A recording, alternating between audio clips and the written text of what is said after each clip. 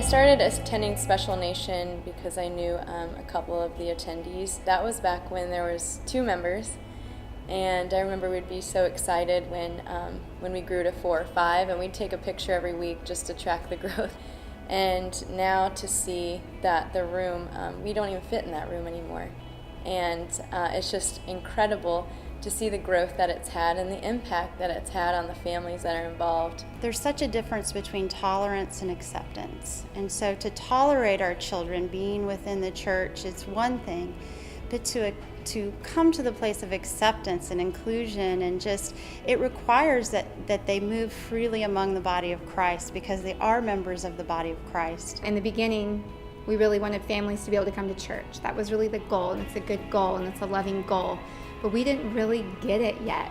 And then it moved into, oh wow, these people, it doesn't look like it from the outside, but we're learning that they are intelligent, competent, able to understand, and really thirsty, hungry and thirsty for the word, for relationship, for community. This community, this ministry is so much more than what we can bring these individuals impacted by special needs.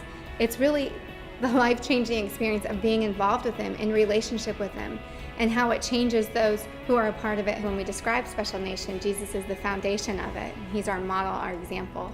But we break it up into 3 pillars, and it starts with presumed competence, and then it rolls into community, and then communication. And all 3 parts of it are essential to make up what we have today. The basic, most fundamental thing it means to me is just treating any human being age appropriately, but also just knowing that they have the capacity and wherewithal to experience life in a very profound way, no matter what their output is.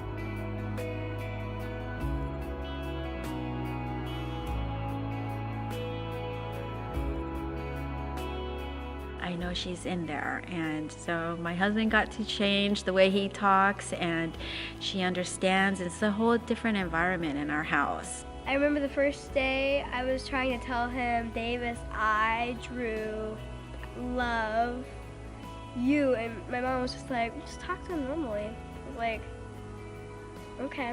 And so from then on, it's just been kind of like a real connection. And I feel like now I really feel like he can understand me, because he can.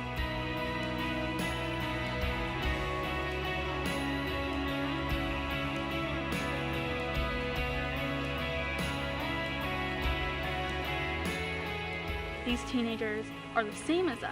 Like, they want to go outside, they want to go to the mall, they want to watch a movie, they want to eat burgers, but they can't communicate that.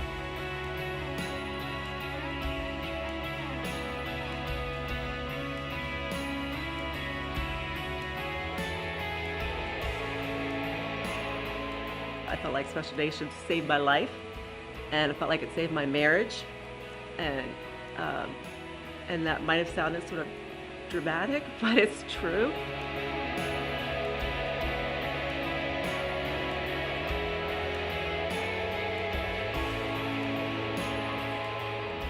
I remember in the last video talking about, just from the bottom of my heart, that I thought that my daughter would never come to church again.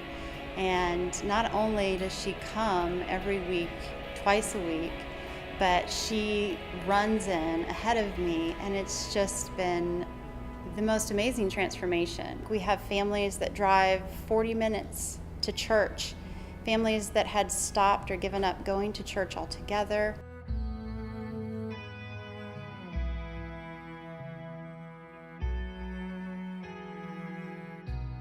Being a part of Special Nations changed all of our lives. And for the first time, we were able to find a church family.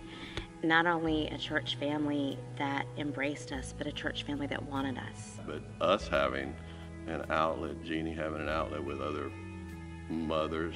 For years, I felt like the only person dealing with what I was dealing with. That there was no one else on the planet but me. It's a safe harbor where my kid can be who he is and be loved for who he is, despite his no good body, as he would say.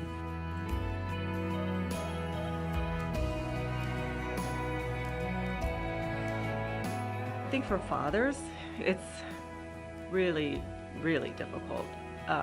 Mothers, we just get in there and, love and do whatever needs to be done anyway. And dads, I think, kind of feel like, not sure what to do. I want to encourage you, if you're a cousin, a brother, a friend, a neighbor, an aunt, an uncle, there are so many things that you can do that aren't threatening. The thing to do is just come and be there, and then you'll be a part. To be trapped in a body for however long and then finally be able to speak after 14, 15, 18 years is crazy.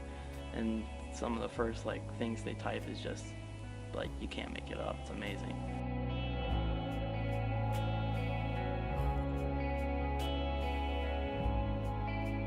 That's where the journey began. We started typing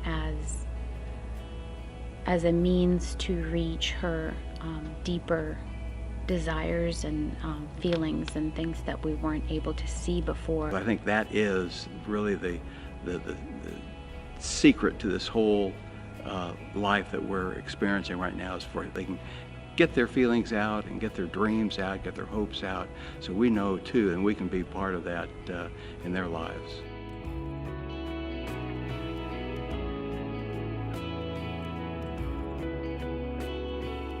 With the education and the instruction around typing has given me an ability to connect with Sarah in a way that I didn't have before. To be able to watch all of our kids blossom over time, it's really evolved over time, and the kids have really connected. As my child says, it saved him from the isolation of autism. I've been in the field for over 10 years, and it's just something that I've never seen anywhere else. My life has been impacted so broadly by Special Nation, so much so that my husband and I have begun a journey to start a group home for beautiful young women with autism who are nonverbal but verbal through typing. It would be really easy to say, this is so incredible. Let's just keep building on it here. Let's keep nice and tight-knit, and just let's keep going with what we're doing, which we're going to do. But really, we want to see this happen in other cities. We want to see communities like this starting everywhere. Our kids, because of how their bodies won't cooperate with their minds, they just speak a heart language that if you will just go from tolerance to acceptance by just immersing yourself in their life, or just coming to Special Praise, coming to Special Nation, you will be forever changed.